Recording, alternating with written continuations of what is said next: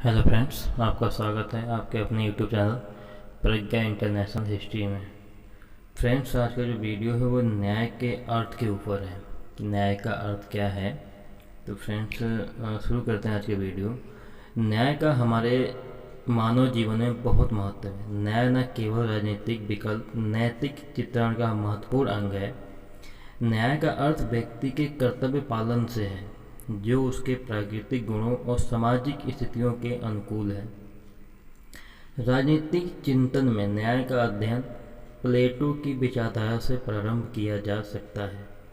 प्लेटो के प्रसिद्ध ग्रंथ रिपब्लिक का सबसे महत्वपूर्ण विषय न्याय की प्राकृतिक और उसके निवास की खोज करना है।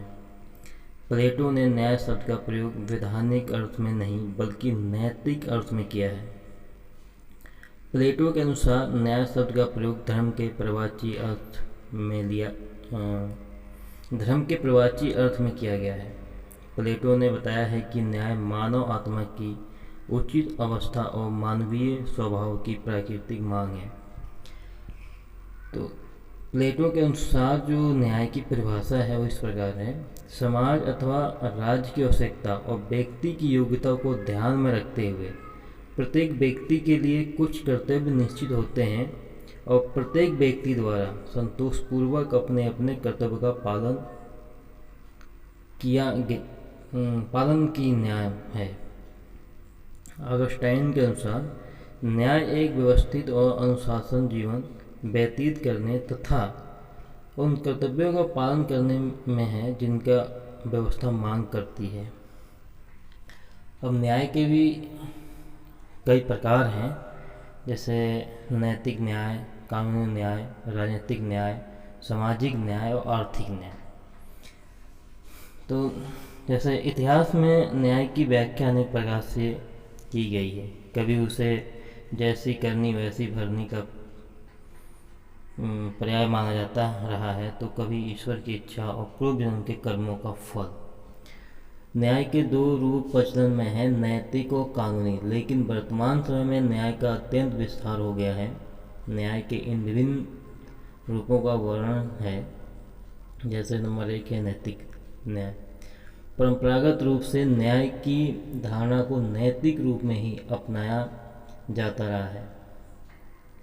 नैतिक न्याय से आशय यह है कि विश्व में कुछ सर्वव्यापक, अपरिवर्तनीय तथा अंतिम प्राकृतिक नियम है जो कि व्यक्तियों के आपसी संबंधों को ठीक प्रकार से संचालित करते हैं।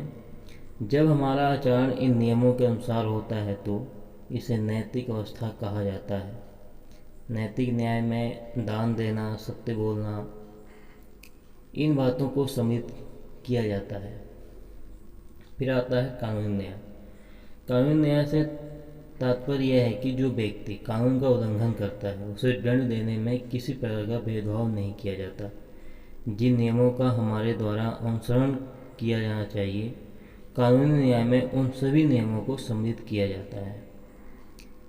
नंबर 3 में है राजनीतिक न्याय। राज्य व्यवस्था का प्रभाव समाज के सभी व्यक्तियों पर प्रत्यक्ष या परोक्ष रूप से पड़ता है। सभी व्यक्तियों को ऐसे अवसर प्रदान किए जाने चाहिए कि वे राज्य व्यवस्था को समान रूप से प्रभावित कर सकें, और राजनीतिक शक्तियों का प्रयोग ऐसे ढंग से किया जाना चाहिए कि सभी व्यक्तियों को लाभ प्राप्त हो। यही राजनीतिक न्याय है। सामाजिक न्याय। सामाजिक न्याय यह है कि नागरिक के बीच सामाजिक स्थिति के आधार पर किसी प्रकार का भेदभाव न माना जाए। सभी नागरिकों को अपने व्यक्तित्व के विकास में पूर्ण अवसर प्राप्त हो। सामाजिक न्याय की धारणा है कि सभी व्यक्तियों को अच्छे जीवन के लिए उचित परिस्थितियाँ प्राप्त हों। इसलिए प्रजासत्ता से यह आशा करती है कि वह ऐसे समाज का निर्माण करेगा जो समानता पर आधारित होगा। नंबर 5 है आर्थिक न्याय। आर्थिक न्याय सामाजिक न्याय का ही एक अंग है। आर्थिक न्याय से तात्पर्य यह है कि संपत्ति संबंधी भेद इतना अधिक नहीं होना चाहिए कि इसके आधार पर विभिन्न व्यक्तियों के बीच दीवार खड़ी हो जाए और उन उच्च वर्ग के लोग निम्न वर्ग का शोषण करने लगे। आर्थिक न्याय के लक्ष्य को प्राप्त करने के लिए व्यक्तिगत संपत्ति के आधार को सीमित किया जाना चाहिए। तो फ्रेंड्स, अगर आज की वीडियो आपको अच्छी लगी हो तो वीडियो को लाइक करें, शेयर करें, कमेंट्स करें और चैनल को सब्सक्राइब करना ना भूलें।